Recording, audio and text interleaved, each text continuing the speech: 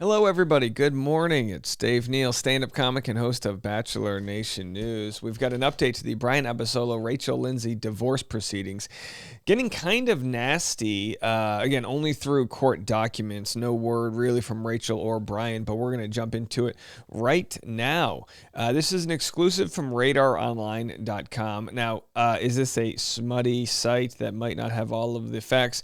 Maybe, but when something's ripped out of the court papers, we can imagine that is pretty much directly from Bryan's side, as he's filing to get some money, alleging that Rachel rakes in $62,000 a month and that the joint bank accounts are frozen. So we're going to have to see what the truth is to this story. Probably not going to figure it out today, but very interesting nonetheless. Let's read it. Rachel Lindsay's estranged husband reveals Bachelorette star's alleged five-figure monthly income in divorce war. Rachel Lindsay's estranged husband, Bryan, exposed the entertainer's finances as part of his effort to secure spousal support in their divorce. According to court documents obtained by Radar Online, the 44-year-old chiropractor said the Bachelorette star, who hosts a successful podcast and various television shows, pulls in a massive five-figure sum every month. Abasolo, who said he makes around $1,600 per month from his work and rental income, claims the 38-year-old reality star makes at least $62,000 per month. Now, it's very easy to imagine she's making $62,000 a month, $800K, whatever that is a year. I think that's within the realm of possibilities. I've always said Bachelorettes, if you get around 1 million Instagram followers, you can probably make $1 million. Maybe not long term as the initial luster of your Bachelorette season wears off, but she's got a podcast that does really well. Although I have to say, The Ringer as a podcast, the podcast network owned by Bill Simmons, is worth a lot of money, but there is a lot of overhead that comes with a podcast. She has to split it with a co-host. They've got, how much money can they really make from that podcast? My guess, $25K a year. My guess is the rest comes from influencer deals. Just my random thoughts off the top of my head.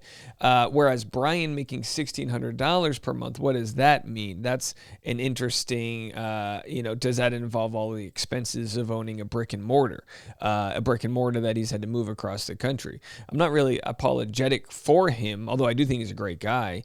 I just think that, if you're looking at the numbers, and you have to find out what's fair. If one partner is making $60K a month, the other partner has to put their business on hold, move across the country. I'd be interested to know what he was making, if I were the judge or whatever, what he was making in Miami with his chiropractor business. Let's just say he was making $60,000 a month as well, which of course I'm sure he wasn't. But let's say he was making $60,000 a month in Miami, moves across the country in part to support Rachel, assuming they're paying their other joint payments or mortgage, things like that, and then his business fails, you could understand wanting spousal support. I think a lot of people will have a hard time rationing with the male being the one wanting the support from the female. But in this case, the Bachelorette, the lead, always ends up making more money than whoever, if you look at any of the previous Bachelorettes, I'm sure JoJo makes more than Jordan from influencer deals and things like that, right?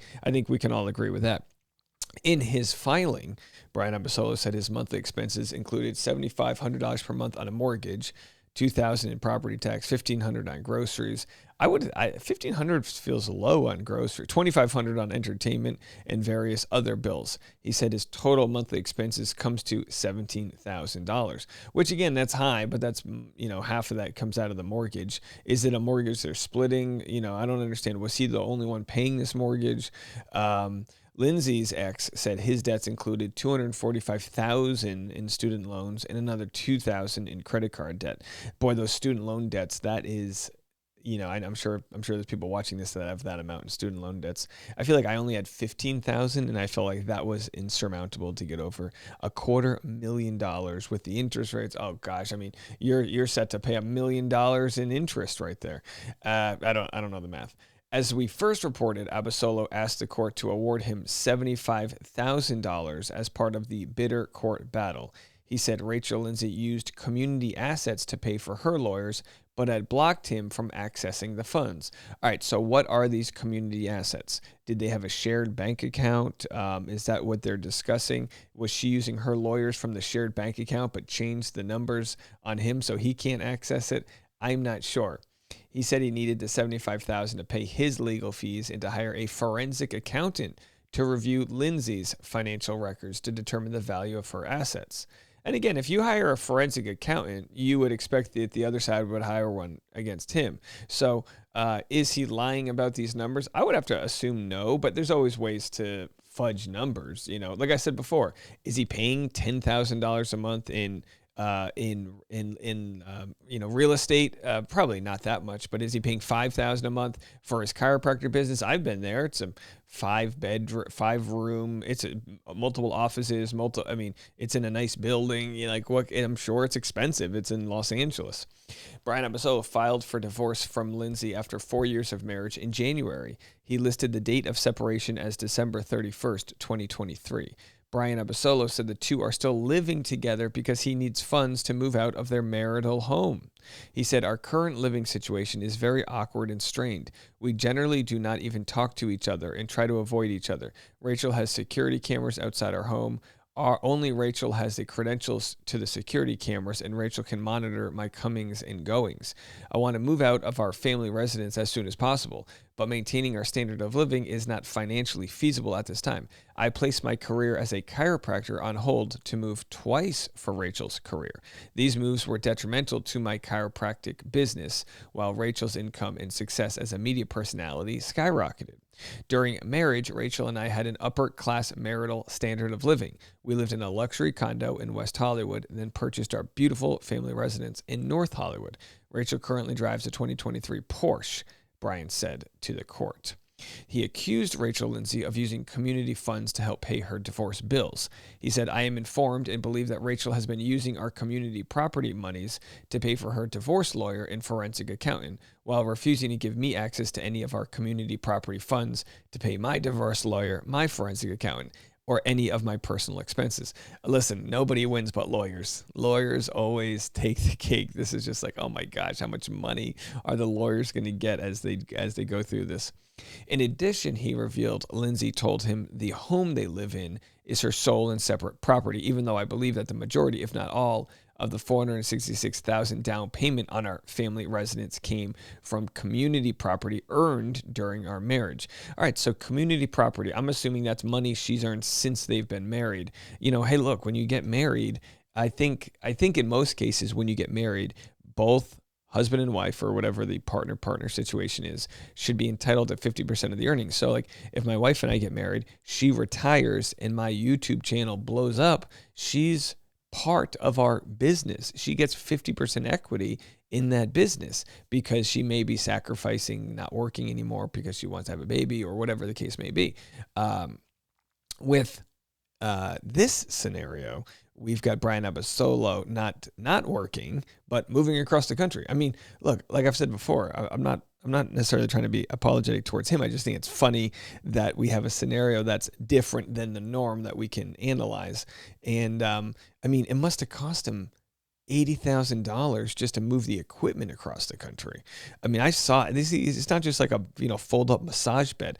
I saw I used some wild equipment, and I used this one machine when So he asked a bunch of Bachelor adjacent people to come by and check it out. And I probably would have continued to go there if I didn't move shortly after. It was a good experience, but it's super competitive. He's not one of those chiropractors that's in a strip mall where you just walk in as you go by the pet shops. It's like up a set, it's up the elevator at a specific place. So, Los Angeles infiltrated with influencers and things like that. It's probably hard it's not like a working class city where people are, there are probably a lot of chiropractor options you could go to. So anyway, that's the article. But what I wanted to get to was a few of the comments. Let's just read a few of the popular comments on Reddit here. Someone said, I'm willing to change my mind if presented evidence, but I just can't imagine Bryan's yearly income being $19K without some creative interpretations of his finance. I can see how Rachel obviously makes a lot more than him, and he made sacrifices in his career by moving, but the way he's telling the story just seems suspicious and calculated. Also, I don't like Bryan. I mean, look, that's what the forensic accounting is for. Like, how much money is he pulling in versus his expenses? When you're an influencer, I mean, take me, for example. I don't have as many expenses as someone with a brick and mortar. Now, I write off part of my home because of the home office, and I write off all of the different things, around my business, but it's not like the expenses he would have would probably be the leasing of equipment, the leasing of the office space, any employees that he has. I mean, it's probably a lot. It almost makes me stressed out to think about it, because it's like, oh boy, being a business owner stinks. Let's see some other comments. $1,600 a month as a chiropractor. I would make more working at the front desk. Again, it's probably as a business owner he gets these write-offs. Someone said the truth will come out. They both have forensic accountants that will find every penny. This is very sad. I really was hoping they would make it. Their goals changed. You could see it unraveling. It is possible that in the end, that is what he was. His practice is fairly new, may not have had many patients. Rent is very high. Equipment he had is expensive. Maintenance of equipment and office help. We don't know how much he is contributing to the household. In the end, they will figure it out, and it will be what it is. Wishing them both a fresh start. Yeah, look, I mean, that's kind of exactly the point I was trying to make. Let's see what else. Sorry, if I was making $1,600 a month, I would never divorce my $60,000 a month earning spouse. We can be miserable together in her mansion. All right, well, that's probably worked for a year for them, but yeah. So again, everyone's kind of hung up on the $1,600 a month. Let's see what else. I'm trying to see if there's any comments that are separate from just the $1,600 a month. He is 100% hiding income in his businesses. This man is a fraud. Well, again, I mean, it would be hard to hide income, so we'll have to see. Someone said maybe, let's see. Someone said maybe it was that he waited to file for divorce when it was opportune in the right financial situation. I think people are reading too far into it. I think it's a case of she's way more successful than he is after having been the Bachelorette. And the relationship didn't work out. And when it doesn't work out, I guess the question is like, how long do you get spousal support for? And it probably would have been cheaper for them to do a settlement right away versus, getting all these lawyers involved. But hey, that's how it works.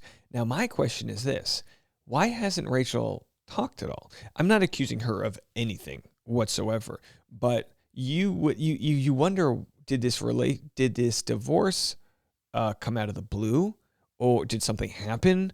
And why haven't we heard from her? Obviously, she was like really, really torn up about it, and we'll continue to report that. I think we had on the podcast last week, we discussed her lack of discussing of it all. We'll have to see. I'll be here to cover it. Again, guys, I just always say this. It's messy. There's a reason why these court systems exist, so that you can have a fair judge and system try to work it all out. When it is worked out, I think it'll be public information, and then we'll report it. All right. Well, we'll have more content coming your way. I'll be live on Patreon around 11 a.m. Central Time, patreon.com/Dave Neal, if you want behind the scenes live streams. And also don't forget, check out the podcast, The Rush Hour with Dave Neal, where we have all of your entertainment news twice a day. We'll talk to you guys later.